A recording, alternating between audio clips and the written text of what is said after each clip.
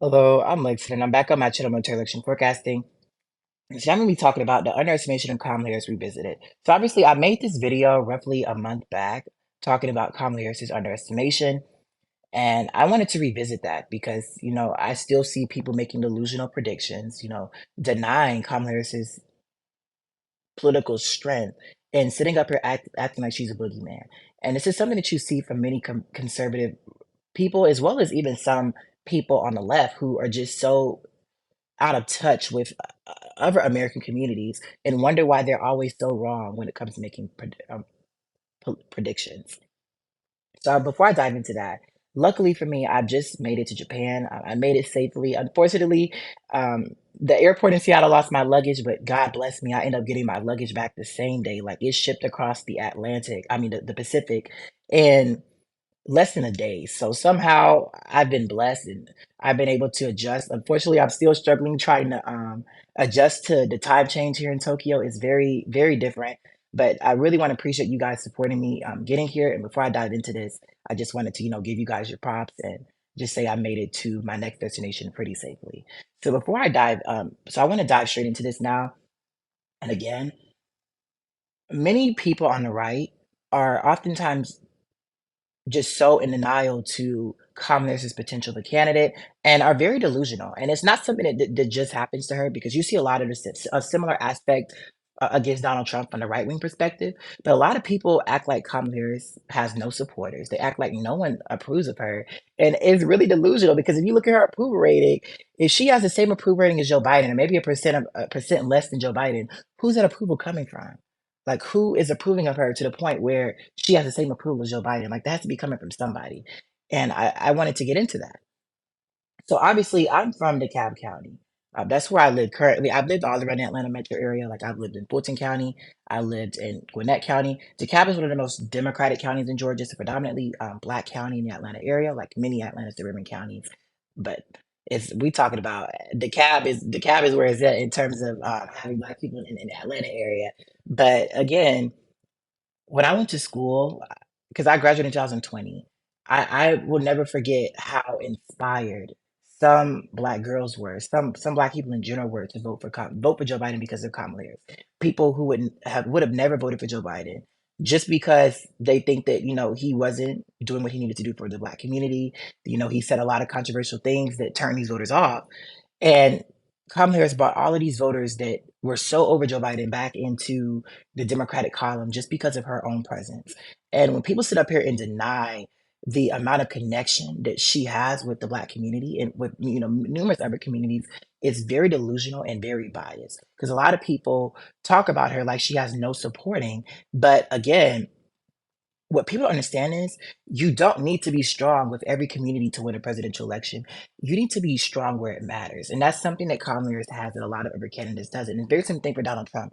Like Donald Trump, you'll never see rural voters abandon him just because they see themselves in him and they're never going to abandon him, regardless of how many indictments, regardless of how many um, impeachments and how much he gets trashed on by many other people. They're never going to abandon him. And it's a very similar thing for Kamala Harris. And you even had Larry Elder said this, who I brought this up in my video, that you know Kamala Harris is someone who the Black community, especially Black women, absolutely has a door for. Like every single last Black media outlet absolutely adores Kamala Harris. And I know you're seeing all of these ads in Japanese, but pay that no mind. But anyway, like I'm saying, Kamala Harris is someone who just drives voters who are who don't see themselves in a prominent Democratic Party to the polls. And she has a very big impact for Joe Biden. And without her, Joe Biden probably would have lost to Donald Trump. Like a lot of these voters would not have turned out for Joe Biden um, on their own. And I mean, that's just what it is. Joe Biden is a 78, was at the time, was an old white man. And that's not representative of what the Democratic Party is. So Kamala Harris represents what the Democratic electorate looks like. And what's beneficial for Democrats, the Democratic electorate is bigger than the Republican electorate because there's more people in cities, in suburbs, and in rural areas. And because of that, Democrats don't need as many voters as Republicans need to convince to have a chance at winning. And I want to go back to this because if you go back to 2016, Hillary Clinton nearly lost. And the reason why Hillary Clinton lost was primarily because of black turnout. And every single last article says that. Like I can pull that up if people want to see that in another video. Hillary Clinton lost in 2016 because she collapsed with black turnout. She didn't lose because of the working class. She didn't lose because of rural voters. She didn't lose because of the suburbs. And I do want to point out that the rural voters and working class voters definitely hurt Hillary Clinton's margins, but she would have still won narrowly if she would have done better with black turnout. So again, Kamala Harris what Kamala Harris provides is something that Hillary Clinton does not. And it's very delusional when you hear people trying to compare Hillary Clinton and Kamala Harris. To sit up here and compare the first black woman vice president to someone who lost because of black turnout, I feel is absolutely delusional. And people do not abandon their own representation. We see this with Catherine Cortez Masto in Nevada. We saw this with Raphael Warnock in Georgia. That people, they going to turn out for someone who they see themselves in. And that's a problem for Republicans because Kamala Harris has support where she needs to. And because of that, what Democrats only need to get out black voters in these big cities in the Rust Belt and keep turning the suburbs left to win. They don't need these working class and rural areas. These areas shifted right to these areas shifted pretty big for Donald Trump 2020, but where he was not able to overcome was these predominantly black areas and the suburbs continue to trend to the left. So for Kamala Harris, she's going to outperform Joe Biden with black voters just because. I mean, I don't think that's too much of a flex with her, but Joe Biden will never, ever be viewed as the same by the black community as Kamala Harris. And anyone that sits up here and is in that much of denial to even acknowledge that is something that I can't you can't even debate with someone that's that delusional. Because a lot of these people, they don't like Kamala Harris. They despise her, and because they despise her, they want everyone else to. Just because you have a perception of someone doesn't mean everyone else does, and that's something that you have to learn. Many people don't like Donald Trump. Where I'm from, Donald Trump only got 13% of the vote. That doesn't mean that Donald Trump don't got supporters in the state of Georgia. So again, just because you don't like someone, just because you despise someone, doesn't mean everyone else does. And that's what I wanted to point out because she's very disliked. I'm not gonna sit up and act like she's the strongest Democratic candidate, but she's strong when she needs to be, and that's all that matters. She's strong with these black voters in these big cities, and that's going to help her tremendously because if Democrats can get out these black voters in Detroit, in Philadelphia, and Milwaukee, Republicans really have their work cut out to try to beat them. And the problem with Kamala Harris is she's going to improve in the suburbs just because every Democrat does. Like even Hillary Clinton improved in the suburbs. So you can't make an argument that she's Hillary Clinton and then say she's going to do bad in the suburbs because even Hillary Clinton did better there. So again, you're wrong. Even John Fetterman and Mandela Barnes did better in the suburbs than the Rust Belt, even though these candidates are some abysmal Democratic candidates. Like, these are some trash suburban candidates. Like, if you would have ran John Fetterman 20 years ago, like, he would have done so bad in the suburbs. And it just lets you know how much America's changed. That these suburban voters will vote for anyone over the Republican opponent. And something you saw in 2016, even with Hillary Clinton, who massively outperformed Barack Obama, who was a candidate of a lifetime in the suburbs.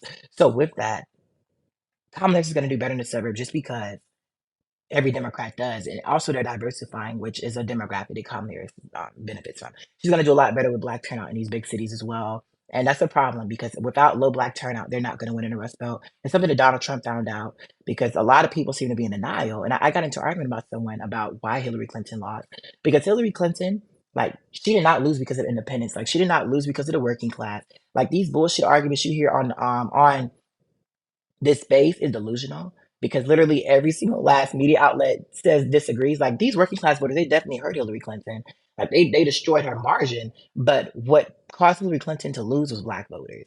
Like Hillary Clinton lost because of black turnout. She could have done horrible. She could have even did worse with the working class and rural voters, and she would have still won if she would have got turnout up in these big cities. We're talking about only 519,000 votes in Wayne County. Like that is really abysmal. Only 288,000 votes in Milwaukee. Like these numbers in these black communities, they was real bad for Hillary Clinton. And I definitely think that even with her now, a lot of these voters would just turn out for even Hillary Clinton just because of the things that they lost because she lost the election. Like a lot of people, especially black people, young people, they regret not voting for Hillary Clinton in 2016 because of all of the things that happened.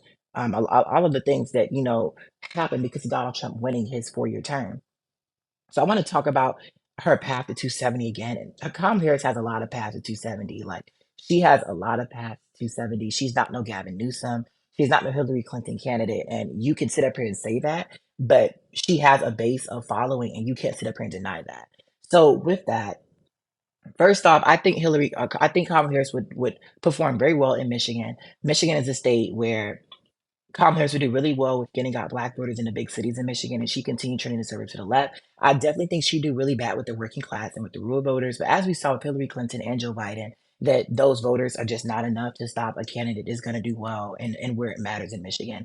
So that's another big problem. Kamala Harris is strong where it matters. She's not a strong candidate overall for sure, but she's not weak in the areas that Republicans need her to be weak in for them to win. So with that, she would do very well in Michigan. I could see her even winning by, I would say probably 3 to 4 points. I would say 2 to 4 points in Michigan. She'd easily win in Nevada. This is a state that even Hillary Clinton won in. This is a state that Steve Sisolak would have outperformed Joe Biden with if he had Joe Biden's electorate. Like we're talking about Nevada is a state where Democrats have a very strong firewall, a state that's rapidly diversifying. And for some reason, Nevada loves generic female candidates. We're talking about Jackie Rose and Hillary Clinton. These candidates, like, they're loved in Nevada. And we know that Kamala Harris is more popular than Joe Biden amongst Hispanic Latino voters. But regardless, Nevada is a state where Kamala Harris would do very well in just because of how the state votes and where the population lives in the state. I don't think she would do well in Washoe County. I think she would still win it pretty convincingly, but I don't think she would do that well there. She would outperform Joe Biden with these Hispanic voters in Las Vegas. She would do a lot better with Black voters and Asian American voters in Las Vegas metro area. So with that, she would easily win in Nevada, pretty sizably. She also went in Arizona, just because of, like I said, even Katie Hobbs won there. Like Hillary Clinton did 6 points better there. And Kamala Harris is a substantially stronger candidate than Katie Hobbs and Hillary Clinton. And anyone that denies that is just like at that point, you're delusional. So again, if you can't see that, I don't know what else to tell you because you go back to 2016, Hillary Clinton did 6 points better than Obama in this state. She did 6 points better here. So with that, like Kamala Harris would have to do so little just to win in Arizona, and because she's better with Hispanic Latino voters than Joe Biden, I definitely think that she's weaker with suburban voters than Joe Biden. But these voters are going to continue to trend left regardless of who's on the ballot, as we've seen with Katie Hobbs. So with that, she would perform pretty well in Arizona. And what will put Kamala Harris over the top would be Georgia, Pennsylvania, which she'd probably be favored to win both. But Georgia is a state where I don't think any Republican candidate could beat Kamala Harris just because Kamala Harris has so much support from the Black community, very similar thing to Raphael Warnock, that it would take a very strong Republican candidate to beat Kamala Harris. Now, I don't even think there is one, just because she has the appeal to the voters she needs to win in Georgia. Georgia is a racially polarized state where literally every county that Democrats win in the state of Georgia is majority Black. Georgia, if it was not for Black voters, Democrats would lose every single last county in the state of Georgia. So what I'm saying is, Georgia is a state where over 60% of the vote comes from one demographic group, and Kamala Harris is a substantially stronger candidate for that one demographic group than Joe Biden.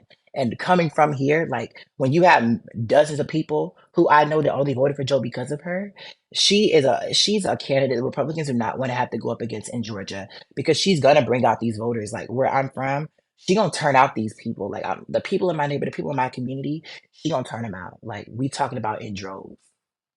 She gonna run it up in Fulton. She gonna run it up in the Cab. She gonna run it up in Clayton. She's gonna do really well in Henry County, do really well in Newton County, do really well in Rockville and Douglas. These very diversified counties. She do very well in Savannah and Augusta and Columbus and Albany and Macon. I definitely think she'd do pretty well in Gwinnett and Cobb. I still think she'd outperform Joe Biden there, but I don't think that she would do as well as Joe Biden would do just because these areas are not as well. Gwinnett and Cobb are both majority counties. Like they're very predominant. Like they have huge minority populations. But like I'm saying, is there's a lot more coalitions in these counties relative to just one. Like these other counties, they're practically like 60, 70% Black counties. So with that, she just has this is her base. And that's a problem for Republicans in Georgia because she has the appeal to where they need it to. And something that you hear Republicans always talk about is Brian Kemp. Like Brian Kemp, oh, he won by 7 points. Republicans, they did so well in the midterms in Georgia. But let's look at these exit polls. Because if you look at the exit polls in Georgia, this is the exit polls. Like if it was Trump versus Biden, Trump would have won Georgia by 6 points in 2022. So again, Brian Kemp only outperformed Donald Trump by 1 point in the state of Georgia because he had a Trump plus 6 electorate. he had an electorate where white turnout exploded and black turnout collapsed. So with that, of course, you're going to have Republican friendly electorate. And and even with that, he still did worse in some of these Atlanta suburban counties just because you can't stop a demographic group that's growing that breaks 90-10 for the Democrats. So even with this R+6 electorate, some of these counties still trended against Brian Kemp in the Atlanta suburban areas just because of their demographics. So what I'm saying is Kamala Harris, she has the appeal to the voters she needs to win. And not even just Georgia. We're gonna move on to Pennsylvania because this is another state where Hillary Clinton barely lost in 2016. And the main reason she lost like Michigan and Wisconsin was because of black turnout. So literally why Hillary Clinton lost, Kamala Harris's strongest demographic group. So again, like that whole argument just off of that is gone. On top of the fact that she would continue to improve in the suburbs. And as long as Democrats can get good black turnout and continue trending the suburbs to the left, Republicans really cannot win in Pennsylvania. This is something that we found out because there's just more voters in the Philadelphia area and in Pittsburgh and these college towns and there are in these rural areas. And Republicans can definitely get close, but they just can't win because of where the demographics are in Pennsylvania. And I want to point out that in North Carolina and Wisconsin, these states would be pure tosses, in my opinion. I would go on a limb and say I could even see Kamala as being favored in them. I definitely think that any Republican would win Texas regardless of the Democrat. But in North Carolina, for example, Kamala Harris is better than Joe Biden here just because the majority of the Democratic electorate in North Carolina is black, and Democrats keep losing because they can't turn out these voters. So again, she would do a lot better with turnout from those voters than Joe Biden or any Democratic candidate, excluding maybe Raphael Warnock or someone else, just because of where the demographics are. And it's something we saw in with Sherry Beasley, who held up so well in North Carolina just because she outran Joe Biden with those voters. And in Wisconsin, here's one more thing. I could definitely see Kamala Harris losing Wisconsin just because Wisconsin's, like many Rust Belt states, is trending right. Not trending right fast enough, but she's a much stronger candidate than Mandela Barnes and Hillary Clinton that barely lost. So I could definitely see her winning. She would do really well with turnout for these black voters in Milwaukee. These young voters in Madison would come out huge for her. She would continue doing better in the wild counties, the same way Hillary Clinton was able to do. Even Hillary Clinton did better in the wild counties. So as long as she can do that, Kamala Harris is gonna be fine. So with that, I could definitely see her winning Wisconsin, but also I could see her nearly losing the state just because of Republicans being able to turn out just enough rural voters to win. But for Republicans, they need a candidate this week with black turnout, and they need a candidate that's very strong for rural voters and working class voters. And the problem with Kamala Harris is she does not check off that box.